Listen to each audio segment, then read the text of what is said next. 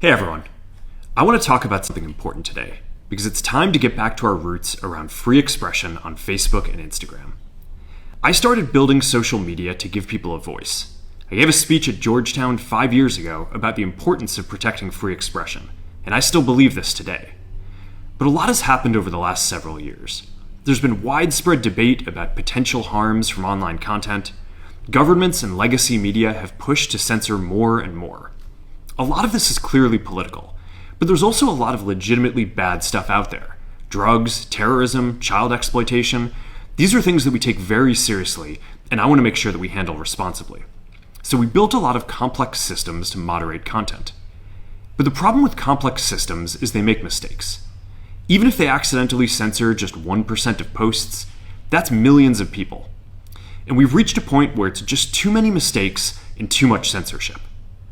The recent elections also feel like a cultural tipping point towards once again prioritizing speech.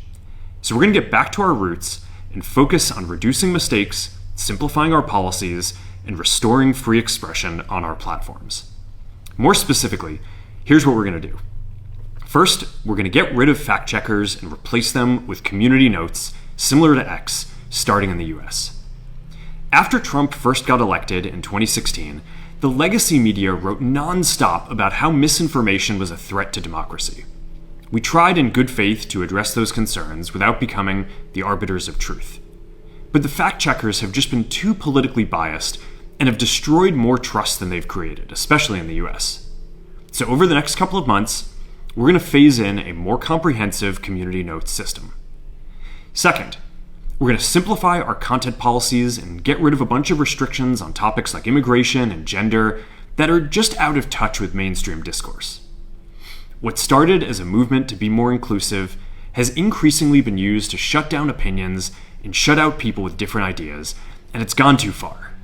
So I want to make sure that people can share their beliefs and experiences on our platforms. Third, we're changing how we enforce our policies to reduce the mistakes that account for the vast majority of censorship on our platforms.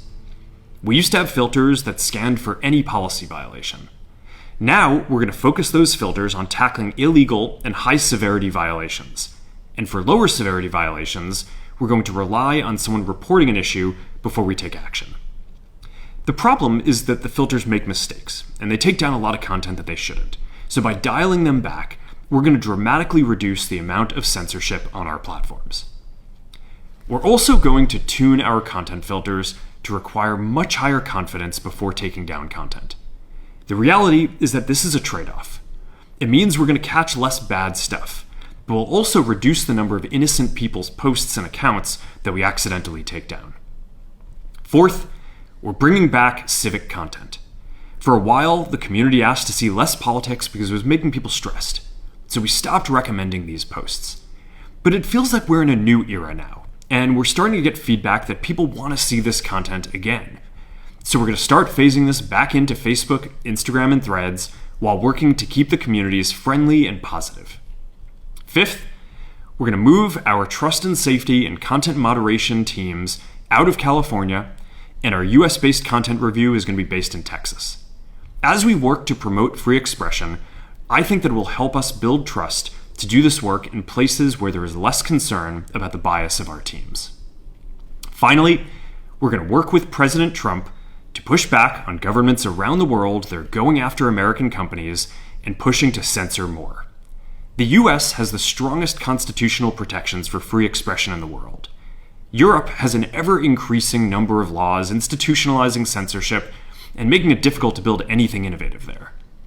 Latin American countries have secret courts that can order companies to quietly take things down. China has censored our apps from even working in the country.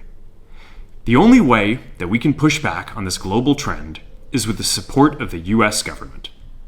And that's why it's been so difficult over the past 4 years when even the US government has pushed for censorship. By going after us and other American companies, it has emboldened other governments to go even further. But now we have the opportunity to restore free expression, and I am excited to take it. It'll take time to get this right, and these are complex systems. They're never going to be perfect. There's also a lot of illegal stuff that we still need to work very hard to remove. But the bottom line is that after years of having our content moderation work focus primarily on removing content, it is time to focus on reducing mistakes, simplifying our systems, and getting back to our roots about giving people voice. I'm looking forward to this next chapter. Stay good out there, and more to come soon.